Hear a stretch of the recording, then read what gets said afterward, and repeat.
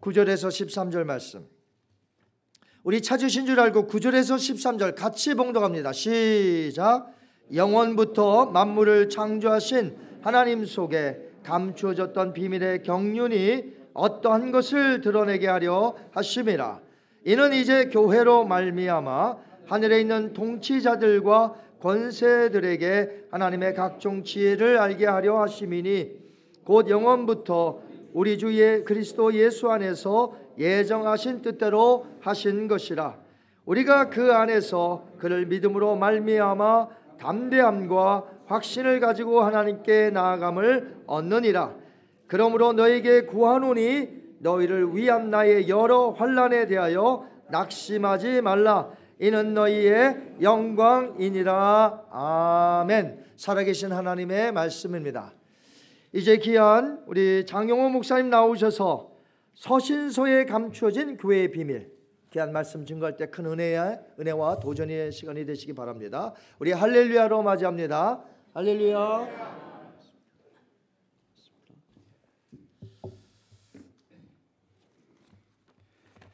하나님 아버지, 부족한 종이 말씀을 들고 섰습니다.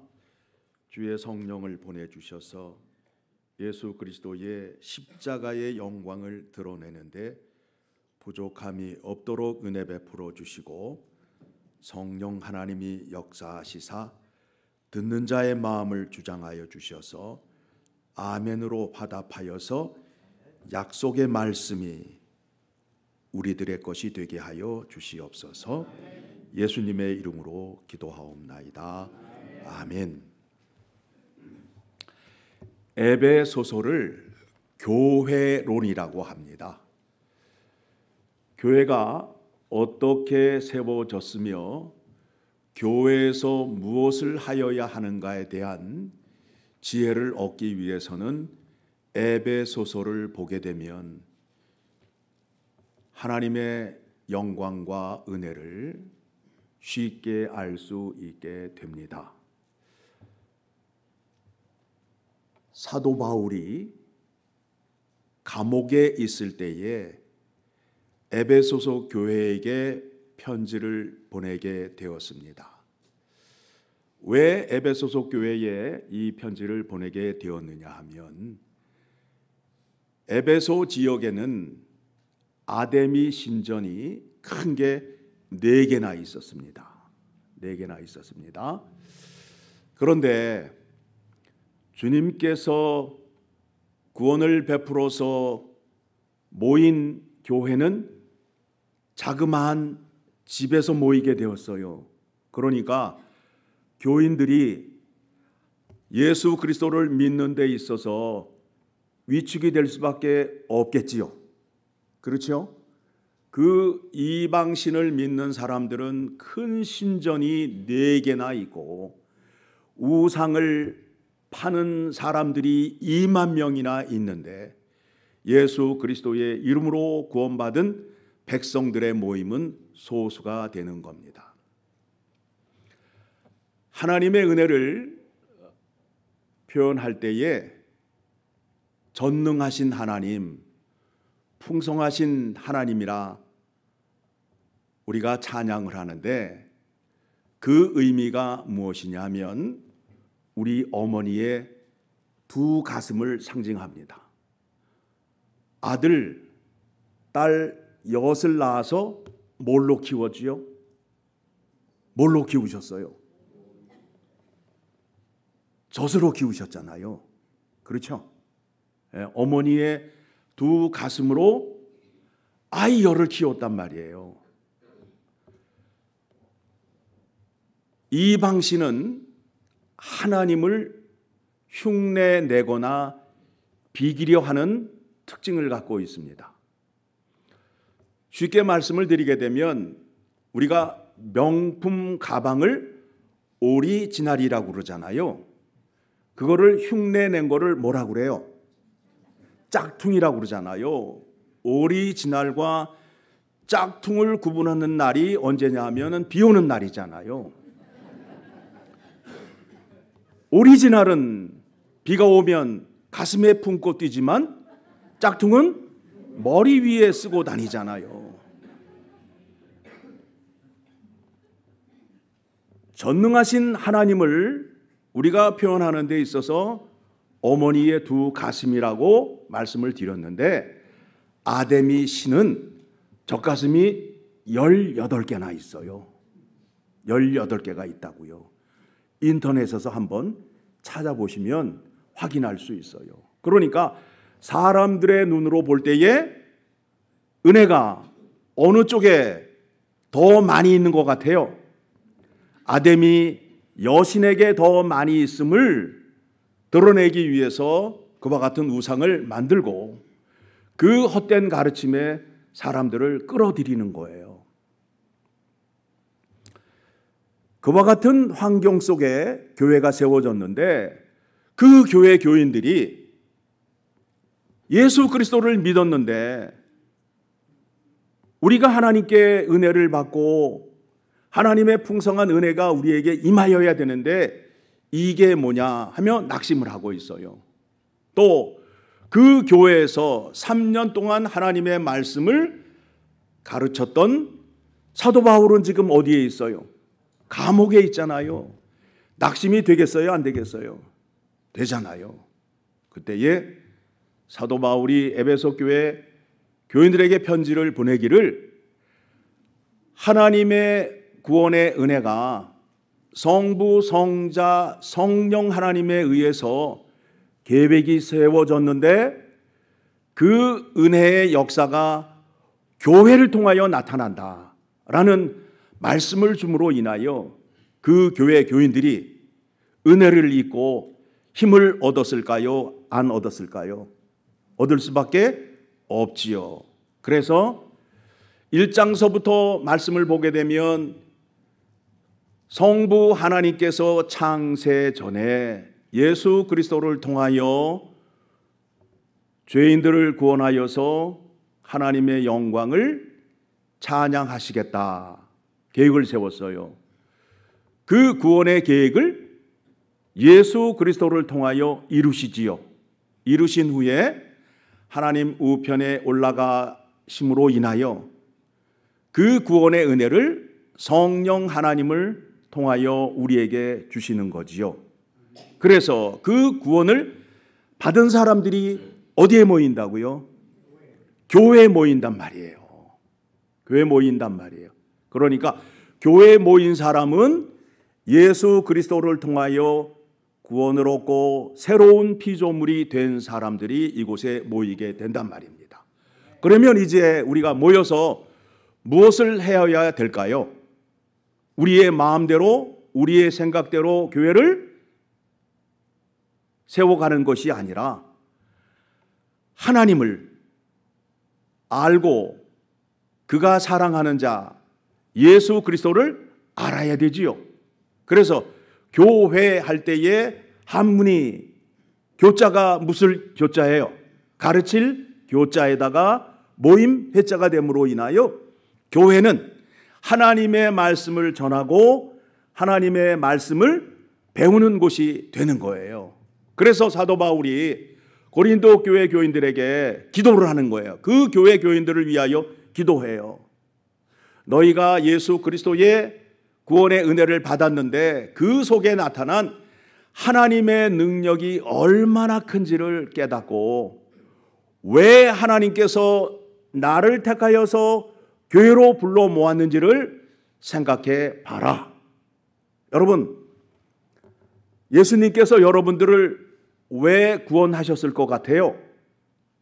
오늘 본문의 말씀을 통해서 우리가 확인하고 그 말씀대로 순종할 때에 하나님께 영광을 올려드릴 수 있겠지요. 그렇죠? 그래서 교회가 만물 위에 세워지게 되고 만물 위에 세워진 교회의 머리가 누가 되신다고요?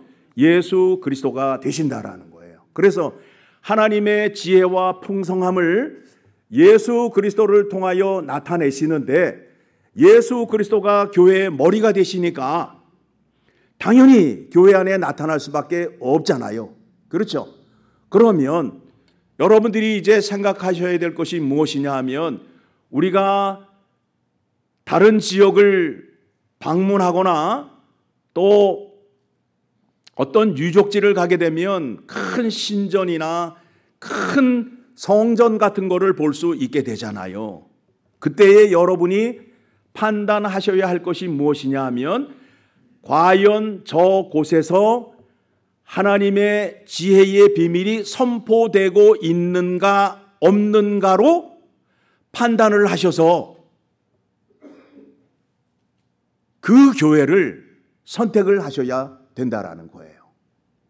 왜 그런가 하면 교회는 하나님의 각종 지혜와 하나님의 모든 비밀이 선포되는 곳이기 때문에 하나님의 말씀이 당연히 선포되어야 된다라는 거예요. 그 말씀이 선포되어야 하나님의 구원의 능력과 은혜가 충만하게 됨을 오늘 본문의 말씀이 우리에게 교훈하고 있잖아요. 하나님의 모든 지혜가 교회를 통하여 나타나신다라고 말씀하고 있어요. 그러니까 여러분들이 교회에 나오셔서 하나님의 말씀을 듣게 되면 하나님의 지혜를 알 수 있게 되고 예수 그리스도의 능력을 얻게 된다라는 겁니다. 구원받은 자들이 모여서 이제 교회를 세웠는데 교회 안에 조직을 세웠어요. 그래서 말씀 전하는 자, 목사가 있고 그 다음에 성도를 돌보는 장로님이 계시고 기도하시는 권사님이 계시고 봉사의 일을 하는 집사님이 계시잖아요. 왜 이와 같은 조직을 세우셨을까요? 이 조직을 우리가 만들었어요? 하나님이 만드셨어요? 하나님이 만드셨어요. 그리고 우리를 거기에 세워주셨어요. 왜 세우셨을까요? 하나님의 거룩하심을 채우시고 전하기 위하여. 전하기 위하여. 그래서 이 교회 안에 있는 사람들은 누구 때문에 여기에 모인 사람들이에요? 예, 하나님의 구원의 은혜를 받은 사람들이 이곳에 모인 거 아니에요. 그렇죠? 예. 교회에 말씀이 없게 되면 교회가 아니라고 말씀을 드렸어요. 우리 장로교는 하나님의 말씀을 굉장히 중시해요. 다른 교단에 가서 예배를 드려보신 적이 있는지 모르겠는데 우리 KAPC는 말씀을 전하는 곳이 강단 정중앙에 있어요. 그런데 다른 교단을 가보게 되면 저쪽에 있거나 이쪽에 따로 있어요. 가운데를 떡상을 만들어 놓고 예배를 드리는 그런 곳도 있어요. 왜 그럴까요? 그들은 말씀보다는 어떤 행위, 의식을 강조하기 때문에 그래요. 그런데 우리는 말씀의 능력을 붙잡고 있기 때문에 정중앙에 가장 높은 곳에 하나님의 말씀을 전하게 됩니다. 자, 여러분에게는 귀한 목사님이 계시잖아요. 귀한 목사님이 때를 따라서 여러분들에게 말씀을 전해 주시는데 그 말씀에 대해서 어떻게 생각을 하세요? 여러분들이 어떻게 판단을 하셔야 되는가에 대해서 말씀을 드리려 합니다. 자, 우리가 이제 예수님께서 다시 오시는 그날 심판을 받게 되잖아요. 심판을 받게 되잖아요. 말씀을 전한 목사님은 어떻게 심판을 받을까요? 무엇으로 심판을 받을까요? 강단에서 전한 말씀으로 심판을 받는다라는 거예요. 그러니까 이 강단에서 하나님의 말씀이 아닌 것을 전하게 되면 어떻게 돼요? 심판을 받는다고요. 심판을 받는다고요. 이것을 알고 있는 목사는 강단에서 하나님의 말씀을 전할 때에 자기의 생각과 거짓을 섞어서 말할 수 있을까요? 할 수 없겠지요. 여러분들은 심판을 받을 때에 1시간 정도를 받는다면 목사님들은 서너 시간을 받아야 돼요. 왜요? 말을 많이 했기 때문에. 말을 많이 했기 때문에. 그래서 그 말대로 심판을 다 받아야 된다라는 거예요. 여러분에게 확인을 해드립니다. 히브리서 13장 17절의 말씀을 보게 되면 그렇게 돼 있어요. 자, 말씀 봅니다.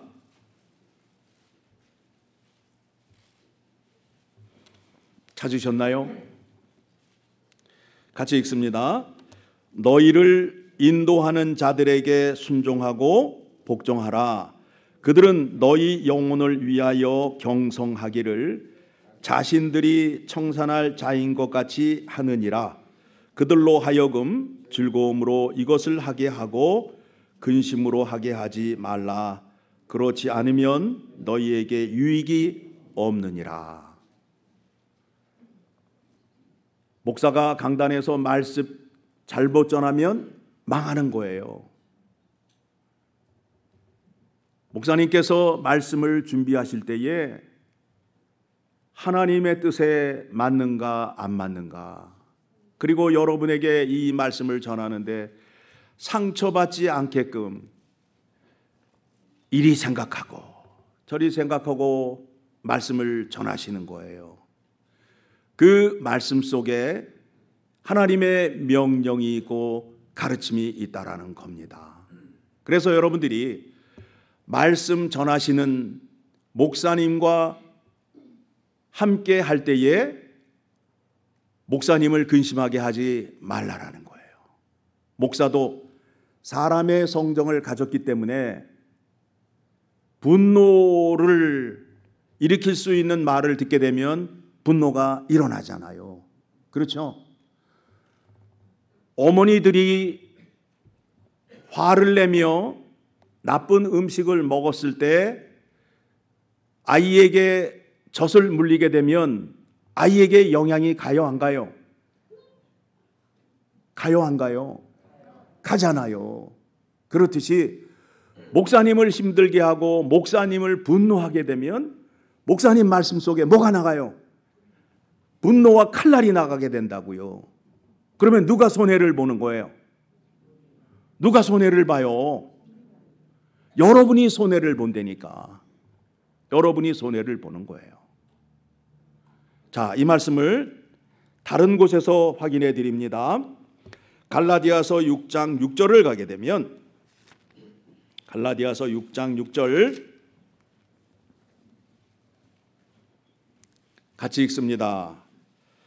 가르침을 받는 자는 말씀을 가르치는 자와 모든 좋은 것을 함께하라. 함께하라. 여러분, 말씀을 전하는 목사님과 좋은 관계를 유지하세요. 목사님 마음을 근심하게 하면 근심되는 말씀이 나가게 된다는 거예요.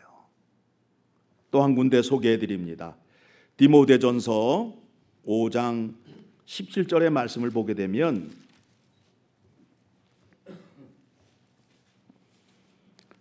같이 봅니다. 잘 다스리는 장로들은 배나 존경할 자로 알되 말씀과 가르침에 수고하는 이들에게는 더욱 그리할 것이니라. 말씀이 그렇게 중요한 거예요. 목사님의 역할이 그렇게 중요한 거예요.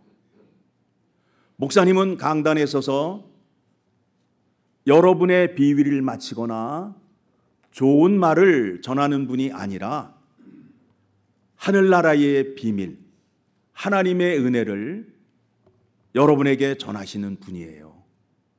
여러분이 하나님의 말씀을 많이 알고 그대로 순종하셔야 약속의 복을 받는 자리로 나아가는 거 아니겠어요? 어떤 사람은 이렇게 생각할 수 있어요.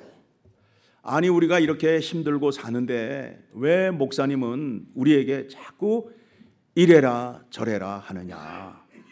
좀 내 마음대로 편하게 살게 하여 주시고 또 말씀을 통하여 위로하여 주면 좋겠다라는 말씀을 하는 분들이 있어요. 그런데 목사는 예수 그리스도의 가르침과 명령을 따라 사는 사람들이기 때문에 그 말씀에 따라 살 수밖에 없어요. 자, 예수님께서 이 땅에서 사역을 마치시고 하늘로 올라가실 때에 제자들과 우리들에게 명령하신 말씀이 있어요. 그 말씀이 어디에 나오느냐 하면 마태복음 28장 18절에서 28절까지의 말씀.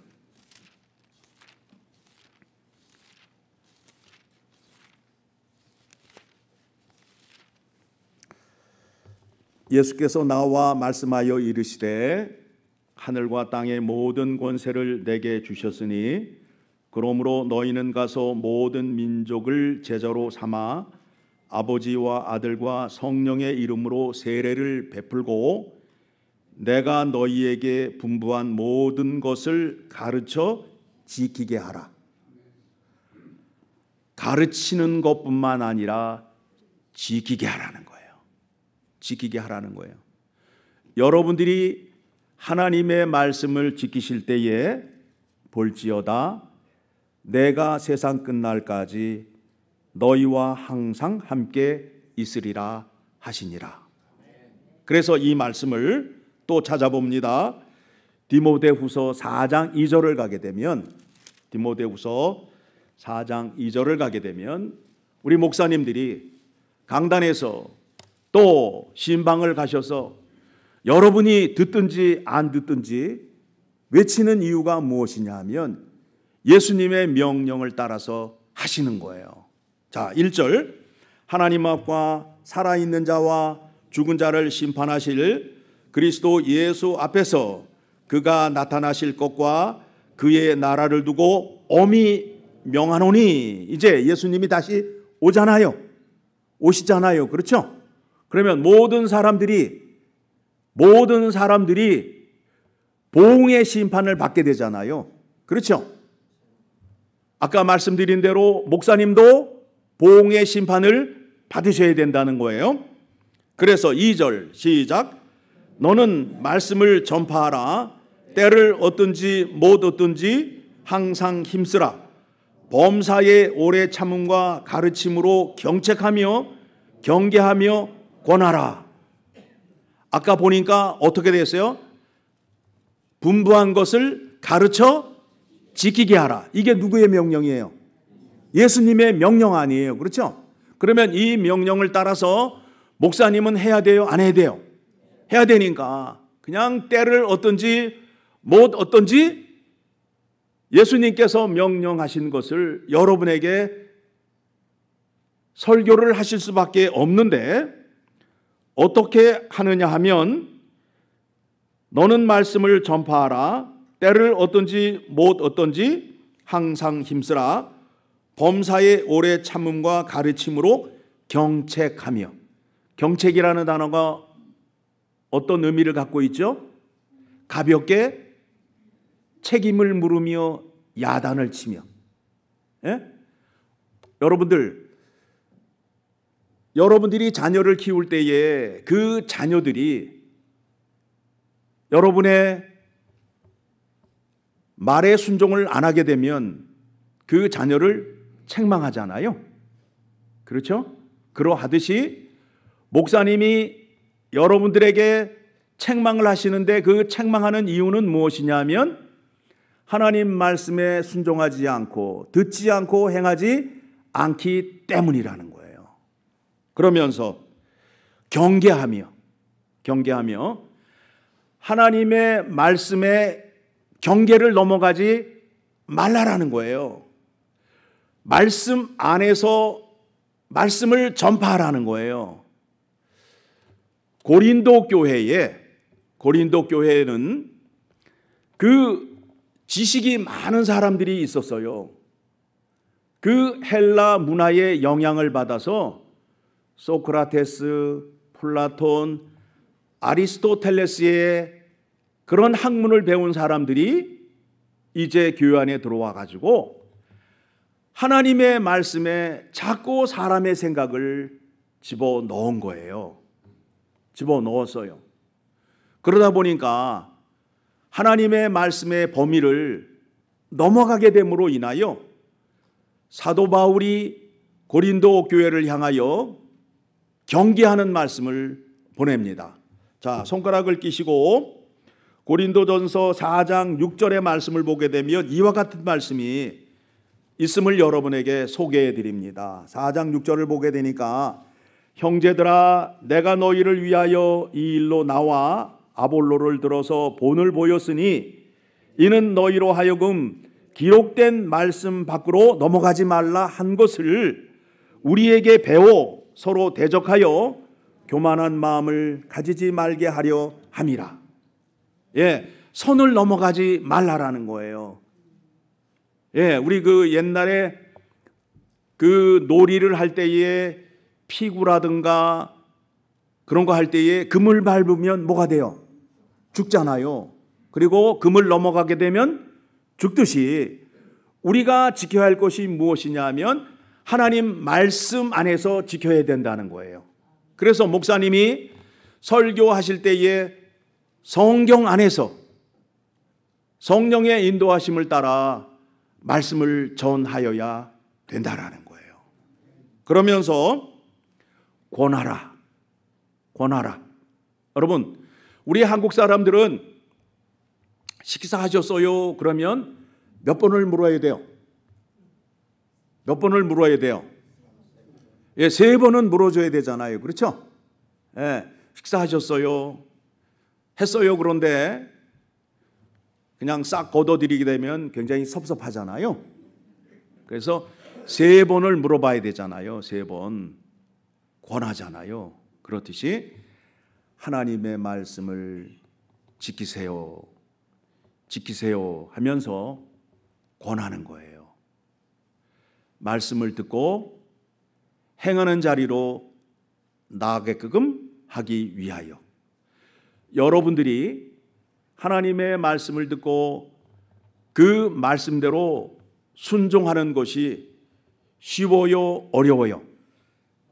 쉬워요? 어려워요? 어려워요. 그런데 누구를 의지하면 하나님의 말씀을 순종할 수 있을까요? 예수 그리스도를 의지하면. 왜 그런가 하면 예수 그리스도가 이 땅에 사람으로 오셔서 하나님의 율법을 온전히 지키셨어요. 하나님 말씀에 죽기까지 순종하셨어요. 그렇죠? 그 예수님께서 우리에게 능력을 주시는데 어떤 능력을 주시느냐 하면 말씀을 지킬 수 있는 능력을 주시는 거예요. 말씀을 지킬 수 있는 능력을 주시는 거예요. 왜 하나님의 말씀을 지켜야 되느냐 하면 하나님의 말씀을 지켜야 하나님 아버지 앞에 담대히 설 수 있어요. 하나님의 말씀을 지키게 되면 하나님 앞에 당당히 설 수 있다고요. 우리의 아이들이 시험을 보고 와서 시험지가 60점 정도가 되면 엄마 앞에 시험지를 내밀 때에 어떻게 내밀어요? 쭈삣쭈삣하며 내밀잖아요. 반면에 100점을 맞았을 때는 자, 봐.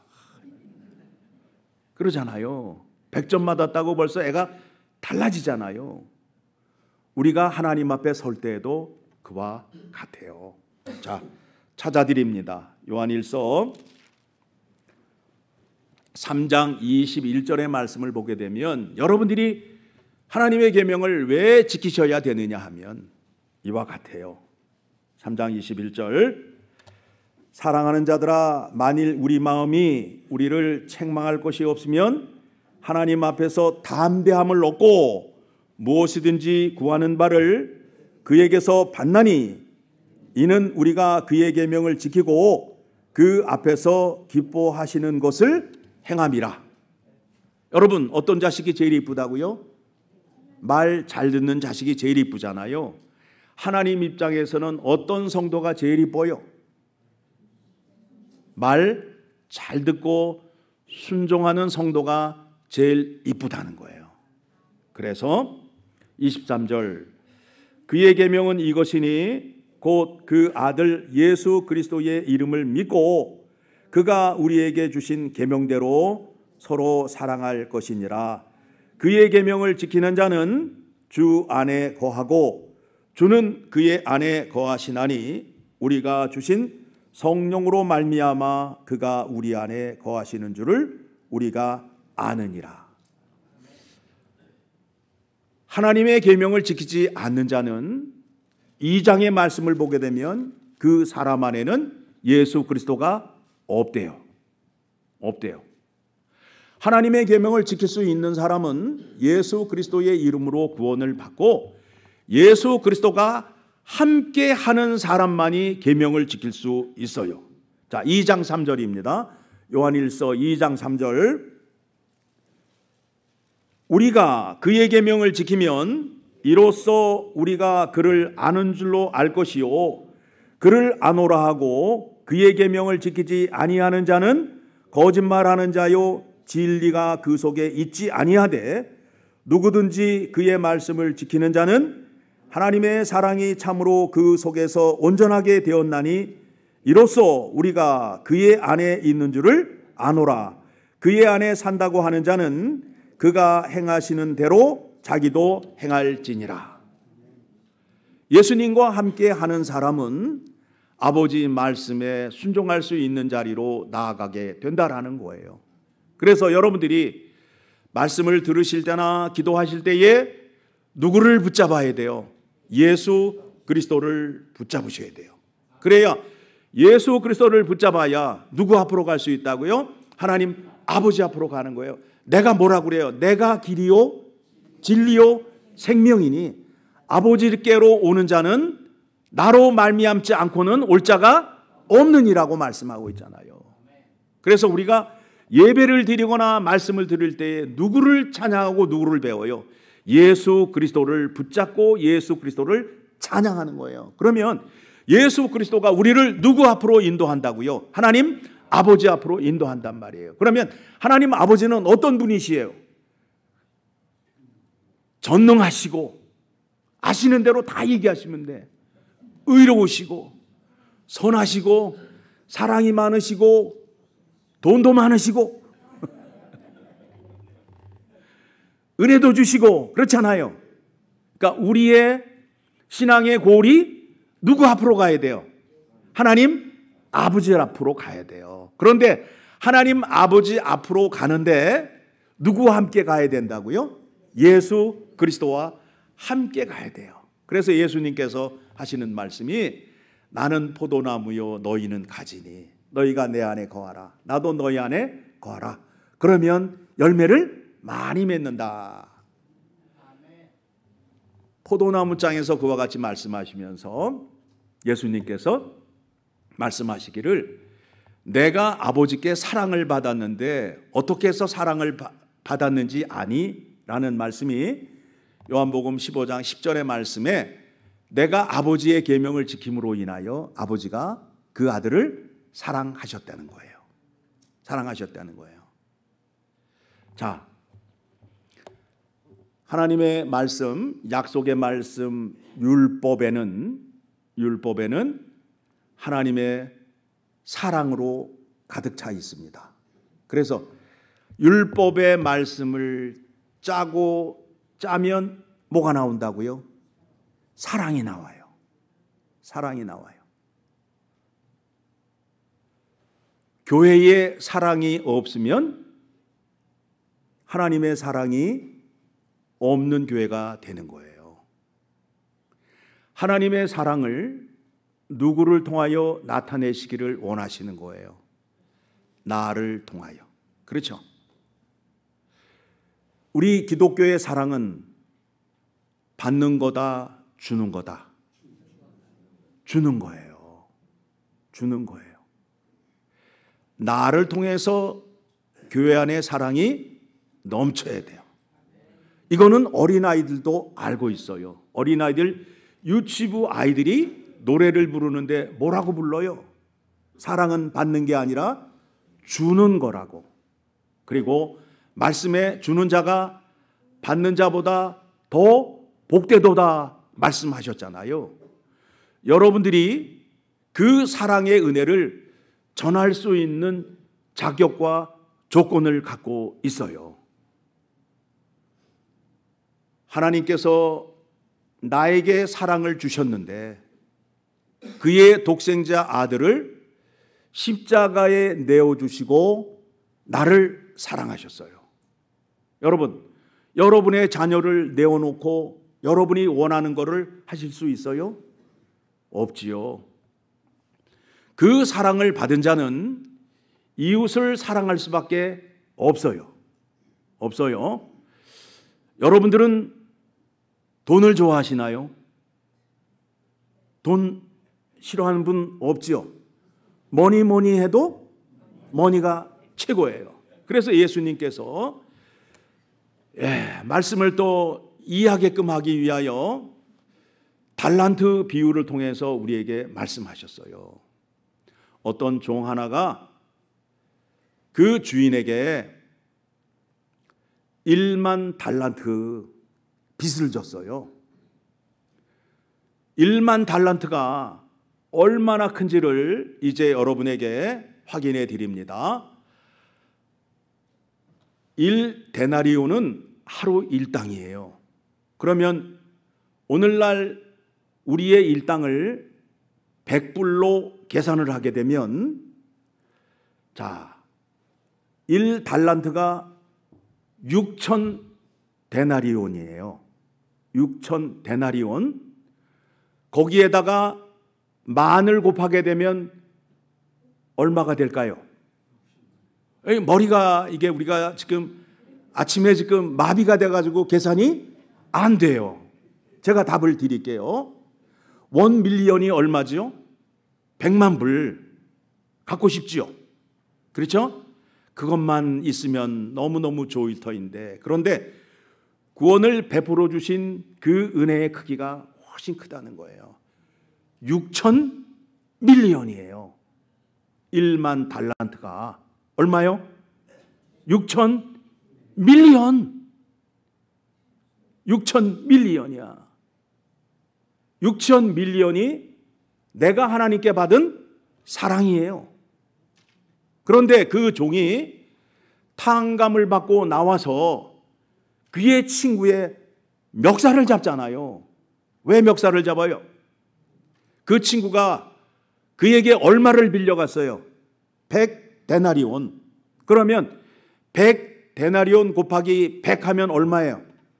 10,000불이잖아요. 10,000불. 6천 밀리언 탕감 받은 사람이, 그 사랑을 받은 사람이 10,000불 빚진 자의 목을 붙잡고 흔들어 댔어요. 그랬더니 주인이 어떻게 해요? 이 악한 종아 하면서 탕감해 주었던 종을 다시 옥에 보내잖아요. 그렇죠? 저만 알고 있는 얘기예요. 아멘을 하셔야 제가 그 다음 설교를 하지요. 예, 아멘. 자, 그럼 여러분들이 하나님의 사랑을 그만큼 받았으면 내 이웃의 죄를 용서할 수 있을까요? 없을까요? 있지요. 그렇죠? 있는 자리로, 용서할 수 있는 자리로 나아갈 수밖에 없다라는 거예요. 하나님의 구원의 은혜의 크기와 풍성함을 알 때에 용서할 수 있게 된다라는 겁니다.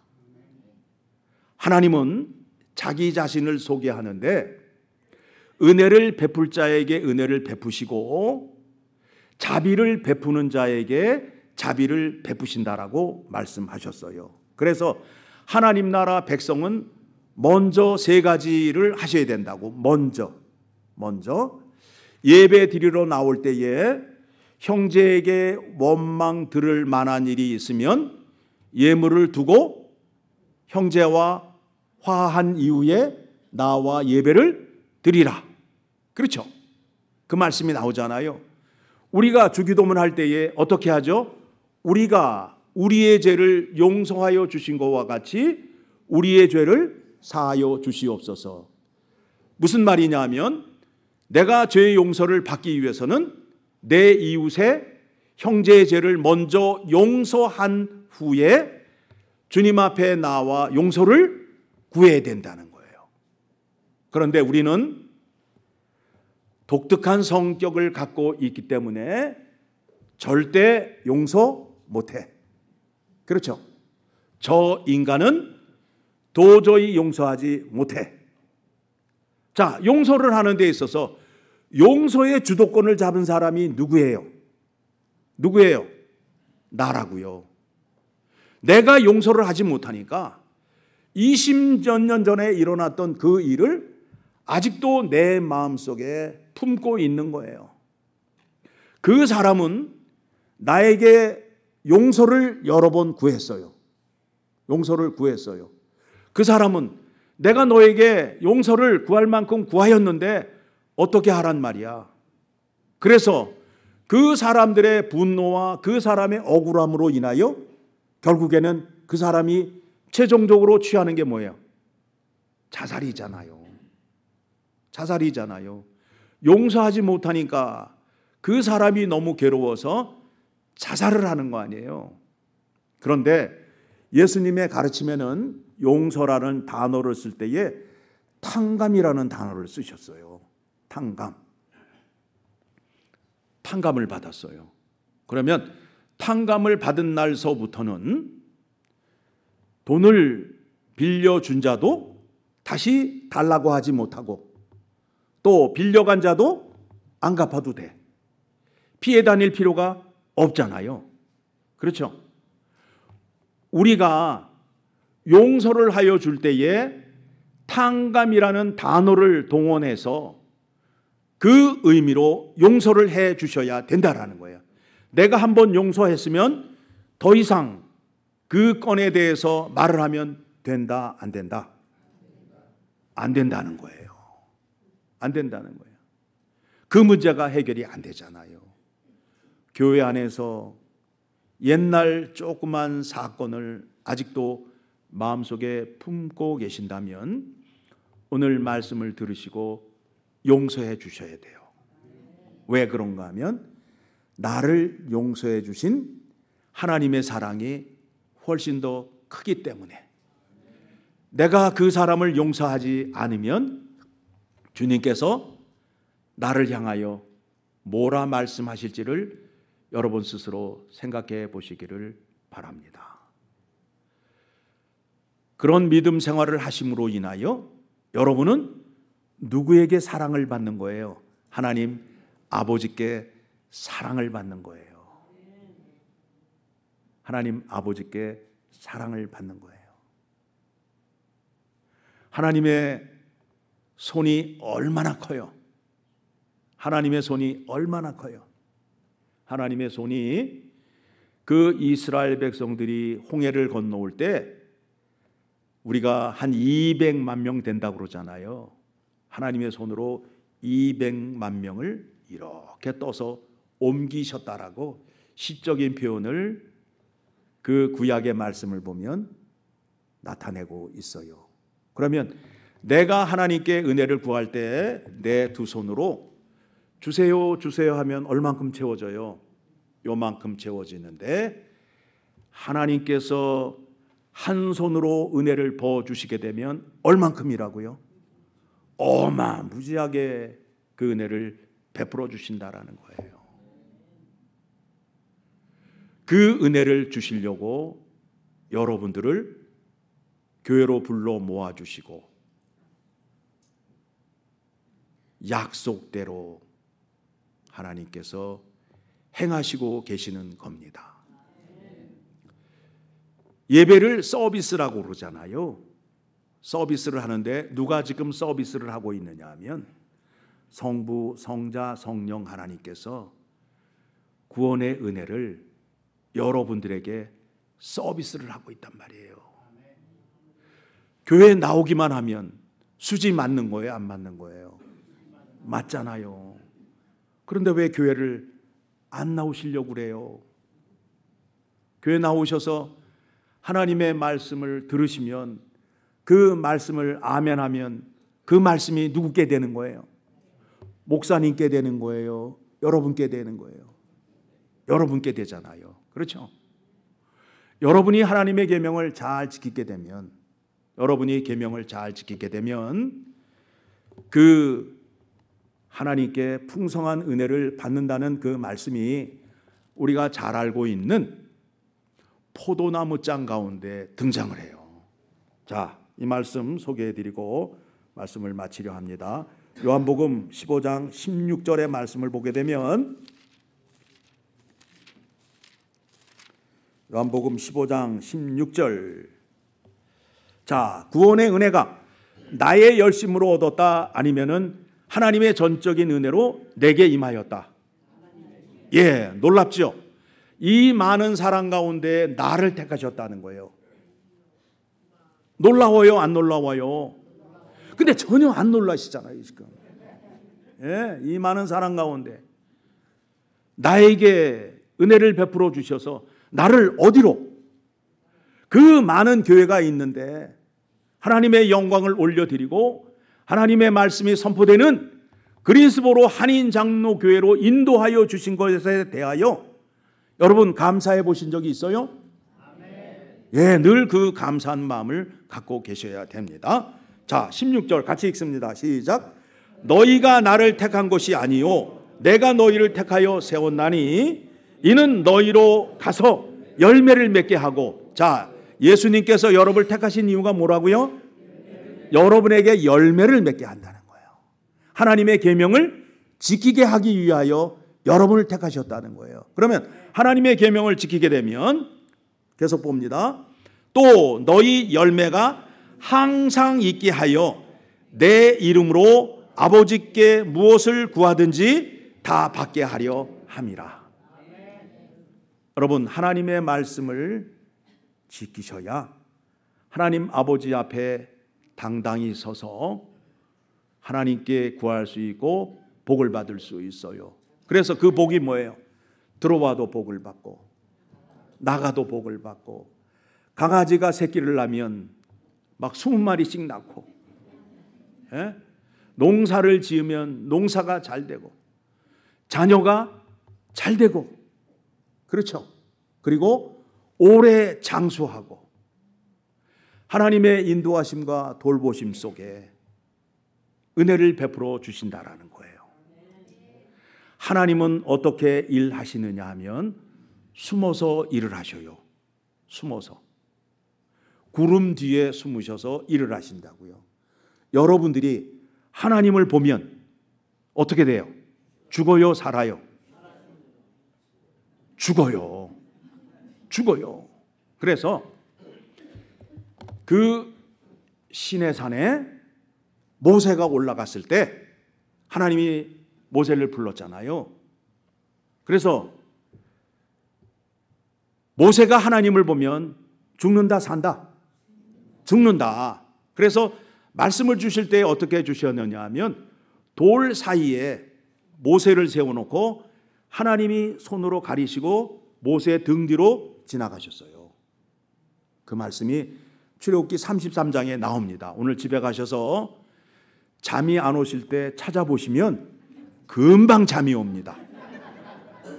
금방 잠이 와요. 그렇죠?